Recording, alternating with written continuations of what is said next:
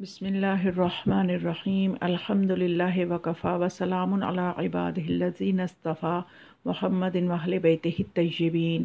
ماہ رمضان کی 10 تاریخ شہادت جناب خدیجۃ الکبریٰ سے منسوب ہے، تو آج کے دن ہر مومن کو جناب خدیجہ سلام اللہ علیہا جو کہ ام المؤمنین بھی ہیں، ان کی معرفت کے لیے کوشش کرنی چاہیے۔ بی بی کی سیرت کو، ان کی عظمت کو سمجھنے میں آج کا دن جو ہے وہ بہت بڑی عبادت ہوگی کہ آج کے دن ہم جناب خدیجۃ الکبریٰ جو کہ ام المؤمنین بھی ہیں، ان کی سیرت کو سمجھیں، ان کے فضائل اور ان کے مصائب کو دیکھیں، تاکہ بی بی کی عظمت ہم پہ واضح ہو اور بی بی کی معرفت ہمیں ہو جائے، کیونکہ یہ وہ خاتون ہیں کہ جو اس بی بی کی بھی ماں ہے کہ جس بی بی کے بارے میں قرآن کہتا ہے کہ فاطمہ وہ ہے کہ جس کا تم ادراک نہیں کر سکتے، جس کی عظمت کو تم درک نہیں کر سکتے، جس طرح کہ تم شب قدر کو نہیں پا سکتے، اسی طرح سے حتماً کوئی نہیں کہہ سکتا کہ میں نے جناب سیدہ فاطمہ الزہرا کی عظمت کو پا لیا ہے۔ یعنی جتنا غور و فکر کرتے جاؤ گے اتنے ہی عظمت کے باب کھلتے چلے جائیں گے۔ تو اس جناب سیدہ کی بھی جو ماں ہیں وہ جناب خدیجۃ الکبریٰ ہیں۔ تو خاص طور پہ ویسے تو ہماری پوری زندگی اگر 1000 سال کی بھی زندگیاں اللہ دے تو ان ہستیوں کی عظمت کو ہم نہیں سمجھ سکتے، لیکن ہمیں کم از کم ان کی ولادت یا ان کی شہادت کے ایام میں ضرور ان کی سیرت کو سمجھنا چاہیے، اس پہ غور کرنا چاہیے، تاکہ ہم اپنے لیے دنیا اور آخرت کی کامیابیاں جو ہیں وہ تلاش کر سکیں۔ تو ایک بہت خوبصورت ربائی ہے، پہلے میں وہ چاہتی ہوں کہ آپ کے بھی گوش گزار کروں۔ شاعر اہل بیت علیہ السلام جو ہیں جناب شوکت رضا شوکت کی ایک ربائی ہے، حیا کی کیوں نہ لکھوں انجمن خدیجہ کو، حیا کی کیوں نہ لکھوں انجمن خدیجہ کو، سلام کرتے ہیں جب پنجتن خدیجہ کو، سمجھ کے محسنائے دین رسول اکرم نے دیا ہے اپنی عبا کا کفن خدیجہ کو۔ تو یہاں سے اصل میں اس ربائی میں جو یہ لکھا ہے کہ سلام کرتے ہیں پنجتن خدیجہ کو، سلام کرتے ہیں جب پنجتن خدیجہ کو، تو واقعاً آئمہ معصومین علیہم السلام اپنی جدہ پہ فخر کرتے ہوئے نظر آتے ہیں۔ روایات میں آپ دیکھیں تو آئمہ معصومین علیہم السلام اپنی جدہ پہ فخر کرتے ہیں، جیسا کہ ایک روایت ہے جس کو کہ محمد محمدی اشتہاردی نے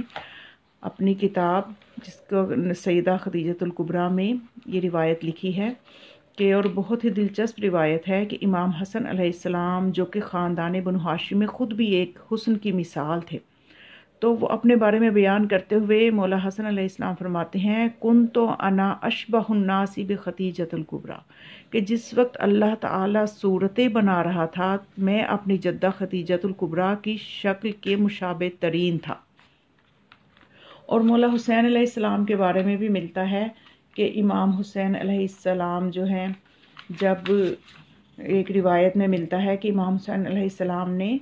25 بار مدینہ سے مکہ تک حج و عمرہ کے لیے پیادہ سفر کیا، اور روایت میں ہے کہ ایک سفر میں انس بن مالک بھی ہمراہ تھا۔ وہ کہتا ہے کہ امام حسین علیہ السلام اپنی جدہ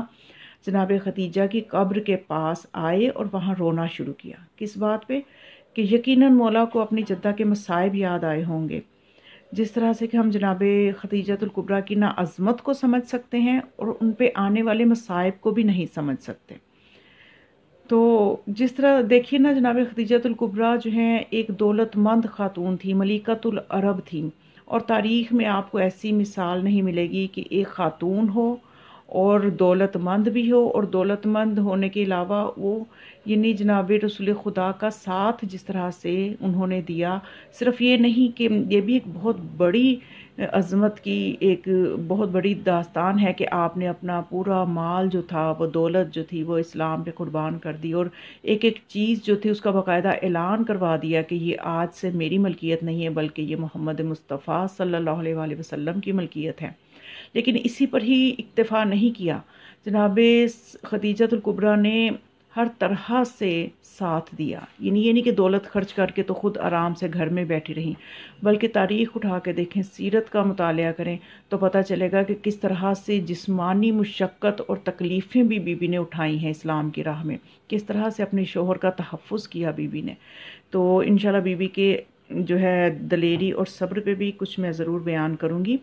تو یہ مولا حسین علیہ السلام کی روایت میں بتا رہی تھی کہ امام حسین علیہ السلام نے رونا شروع کیا. یقیناً وہ مظالم یاد آئے ہوں گے جو ان کی جدہ پہ ہوئے. تو پھر اس کے بعد وہ راوی کہتا ہے کہ جب امام نے رونا شروع کیا تو مجھے حکم دیا کہ میں کچھ فاصلے سے پیچھے ہٹ جاؤں، فاصلہ اختیار کروں. تو انس بن مالک کہتا ہے کہ میں کچھ فاصلے پر چلا گیا تو امام علیہ السلام نے نماز شروع کی. نماز لمبی ہوئی تو اس میں آپ نے خدا سے مناجات پڑھنا پھر اس کے بعد شروع کی. یعنی کس قدر اہتمام کیا آپ نے اپنی جدہ کی قبر کی زیارت پہ جا کے، اپنی جدہ کی قبر پہ جا کے کس قدر آپ نے اہتمام کے ساتھ وہاں پہ اعمال بجا لائے. تو یقیناً معصومین علیہم السلام جو ہیں انہوں نے بہت فخر کیا ہے انہوں نے اپنی جدہ پہ. اور بھی ہمیں بہت سی جگہ پہ ملتا ہے کہ معصومین علیہم السلام اپنی جدہ خدیجۃ الکبریٰ پہ بہت فخر کیا کرتے تھے. اس سلسلے میں ایک جگہ آپ نے سنا ہوگا، اکثر مصائب میں بھی آپ سنتے ہیں کہ جس وقت امام سجاد علیہ السلام نے یزید کے دربار میں تمام حاضرین کے سامنے اپنا تعارف کروایا تھا تو امام سجاد علیہ السلام نے فرمایا تھا انا ابن خدیجۃ الکبریٰ، میں خدیجۃ الکبریٰ کا بیٹا ہوں. تو یہ قابل توجہ بات ہے کہ لقب کبریٰ جس کے معنی عظمت والی، بزرگی والی خاتون ہے، خود پیغمبر خدا نے جناب خدیجہ کو عطا کیا تھا. اور دعائے ندبہ میں ہمارے زمانے کا امام جو ہے جب ہم پڑھتے ہیں تو اس میں بھی امام علیہ السلام کی نسبت سے یہ الفاظ پڑھے جاتے ہیں این ابن نبی المصطفیٰ، کہ کہاں ہے پیغمبر خدا کے بیٹے کہاں ہیں. وابن علی المرتضیٰ، علی مرتضیٰ کے بیٹے کہاں ہیں. وابن خدیجۃ الغراء، اور خدیجۃ الکبریٰ جو کہ عظمت والی بی بی ہیں ان کے بیٹے کہاں ہیں. یعنی ظاہر ہے ہمارے زمانے کے امام جو کہ فرزند زہرا بھی ہیں اور فرزند خدیجۃ الکبریٰ بھی ہیں. تو اسی طرح سے معصومین اپنا تعارف کروایا کرتے تھے اپنی جدہ کے حوالے سے. اپنا تعارف کرواتے وقت اپنی جدہ کا ذکر کرنا بھی بڑے فخر سے ذکر کیا کرتے تھے. اور اس کے علاوہ جو ہے بہت سے مواقع پہ ہم دیکھتے ہیں کہ جب جو ہے اس کے علاوہ یعنی بہت سے ہمیں روایات ایسی ملتی ہیں جس میں معصومین اپنی جدہ پہ فخر کرتے ہوئے نظر آتے ہیں. تو یقیناً جناب خدیجۃ الکبریٰ جو ہیں انہوں نے نہ صرف اپنی دولت بلکہ انہوں نے بہت سی تکالیف بھی اسلام کے لیے اٹھائی ہیں. کہ جس وقت ایک واقعہ ہے جس میں کہ جناب خدیجہ کی دلیری کا تذکرہ میں کرنا چاہتی ہوں کہ بعثت کے، یعنی جب آپ نبی مبعوث ہوئے، آپ نے باقاعدہ جب اعلان کر دیا اپنی نبوت کا تو اس کے ابتدائی سال تھے. جناب خدیجہ فرماتی ہیں کہ پیغمبر اکرم غار حرا سے گھر لوٹ آئے اور بہت پریشان تھے. میں نے عرض کی یا رسول اللہ، میں آپ کے چہرے پر پریشانی کے آثار دیکھ رہی ہوں. اس طرح کی پریشانی تو میں نے شادی سے آج تک کبھی آپ کے چہرے پر نہیں دیکھی، تو آخر اس کی وجہ کیا ہے؟ تو جناب رسول خدا نے فرمایا کہ علی مجھ سے جدا ہو گئے ہیں، مجھے معلوم نہیں کہ وہ اس وقت کہاں ہیں. اصل میں معاملہ کچھ اس طرح سے ہے کہ تمام مسلمان جو ہیں وہ مشرکین کے حملوں سے بچنے کے لیے اور بڑے جانی نقصان سے بچنے کے لیے جدا جدا ہو گئے تھے. کیونکہ جب آپ نے باقاعدہ نبوت کا اعلان واضح طور پہ کر دیا تو جو تقیہ کیے ہوئے مسلمان تھے اور جنہوں نے ظاہراً کلمہ پڑھ لیا تھا اور ظاہر بھی کر دیا تھا اپنے اسلام کو، تو ان سب کے لیے اس وقت بہت ہی پریشانی کی بات تھی کہ مشرکین مکہ ان کے دشمن ہو چکے تھے. تو اس وقت بہتر حال یہی تھا کہ الگ الگ ہو جائیں تاکہ نقصان زیادہ نہ ہو. تو جناب خدیجہ نے مسلمانوں کے آپس میں جدا جدا ہونے اور حضرت علی علیہ السلام کے نامعلوم مقام پر جانے کو جب زیادہ اہمیت نہ دی، کیونکہ ان کی نظر میں سب مسلمان اس وقت بکھر گئے تھے اور ان میں حضرت علی علیہ السلام بھی شامل تھے. تو پیغمبر اکرم نے جو حضرت علی علیہ السلام سے خصوصی لگاؤ اور محبت رکھتے تھے پریشان ہو گئے. تو آپ نے جب جناب خدیجہ کو علی علیہ السلام کے دنیا اور آخرت کے مقام سے آگاہ کیا تو اس وقت جو ہے جناب خدیجہ نے جناب رسول خدا کی خدمت میں عرض کیا، اے میرے سردار، میں ابھی اپنے اونٹ پر سوار ہو کر علی کو تلاش کرنے کے لیے نکلتی ہوں اور اس وقت تک تلاش کرتی رہوں گی جب تک علی کو ڈھونڈ نہ لوں. صرف موت ہی میرے علی ہی میرے علی کو تلاش کرنے میں رکاوٹ بن سکتی ہے۔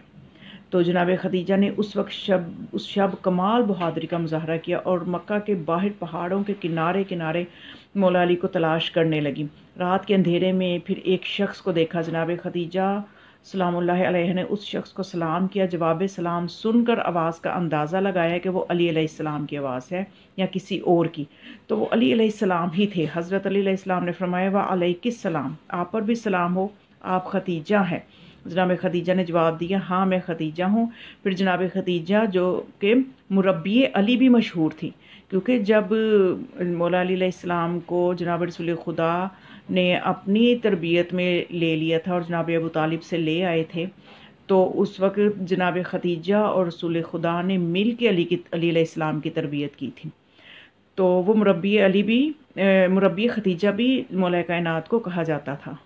تو اب پھر جناب خدیجہ نے جواب دیا ہاں میں خدیجہ ہوں۔ پھر جناب خدیجہ نے اپنے اونٹ کو بٹھایا اور کہا یا علی، آپ پر میرے ماں باپ قربان ہو، آئیں اور اونٹ پر سوار ہو جائیں۔ تو حضرت علی علیہ السلام نے فرمایا اونٹ پر سوار ہونے کا زیادہ حق آپ کو ہے، آپ اونٹ پر سوار ہو جائیں اور رسول خدا کو خوشخبری دیں، میں ابھی آ رہا ہوں۔ جناب خدیجہ سلام اللہ علیہ گھر لوٹ آئیں۔ جب گھر پہنچی تو دیکھا کہ پیغمبر اکرم گھر کے مرکزی دروازے پہ کھڑے ہیں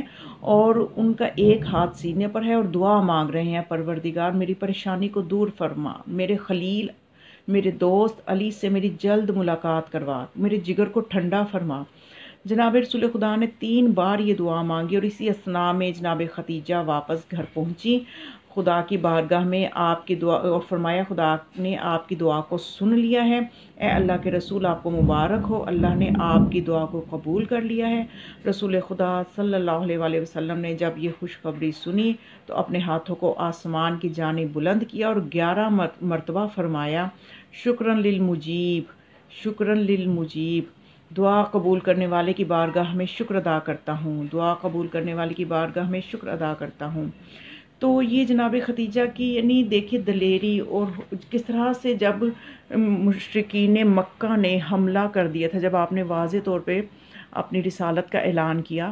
تو انہوں نے اپنی دشمنی کو بھی ظاہر کر دیا، مشرکین مکہ نے اور زیادہ بڑھا دیا اپنی دشمنی کو۔ تو روایات میں یہاں تک ملتا ہے کہ جناب خدیجہ الکبریٰ جناب رسول خدا صلی اللہ علیہ وسلم کو ایک محفوظ مقام پہ بٹھا کے خود آگے سپر بن جاتی تھیں اور آنے والے پتھروں کو اپنے ہاتھوں سے روکتی تھیں۔ یعنی بالکل اسی طرح سے، یعنی صرف ایسا نہیں کہ آپ نے دولت اسلام پہ، بلکہ آپ نے اپنی جان کی بھی پرواہ، کسی چیز کی پرواہ نہیں کی اور ہر چیز جو تھی وہ اس کو اسلام پہ قربان کر دیا۔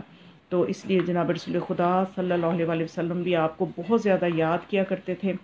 اور آپ کی رحلت کے بعد آپ کی زندگی میں بھی اور آپ کی زندگی کے بعد بھی بہت زیادہ آپ کے فضائل بیان کیا کرتے تھے،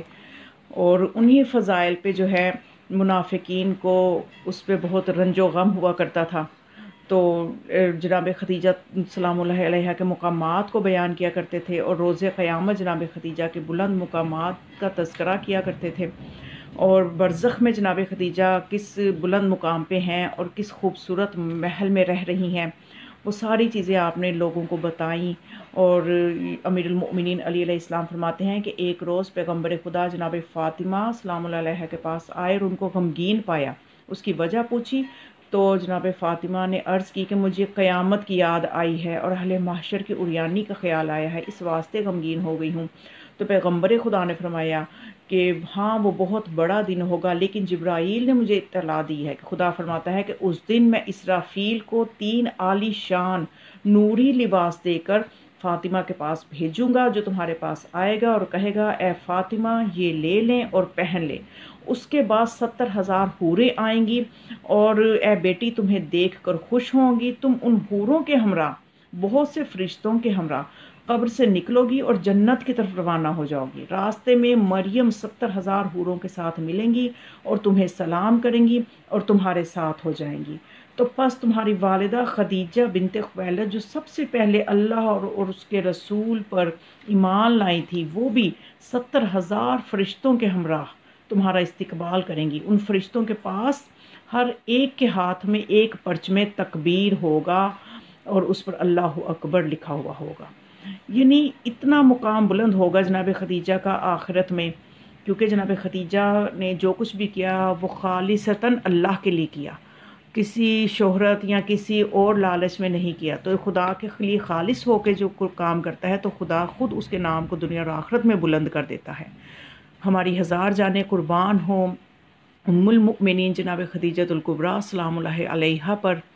اور خدا ہمیں ان بی بی کی حقیقی معرفت نصیب فرمائے اور ہمیں زیادہ سے زیادہ حقیقی کوشش کرنے کی توفیق عطا فرمائے کہ ہم بی بی کے مقام کو سمجھ سکیں۔ وما علیہ الا البلاغ، والسلام علیکم ورحمۃ اللہ وبرکاتہ۔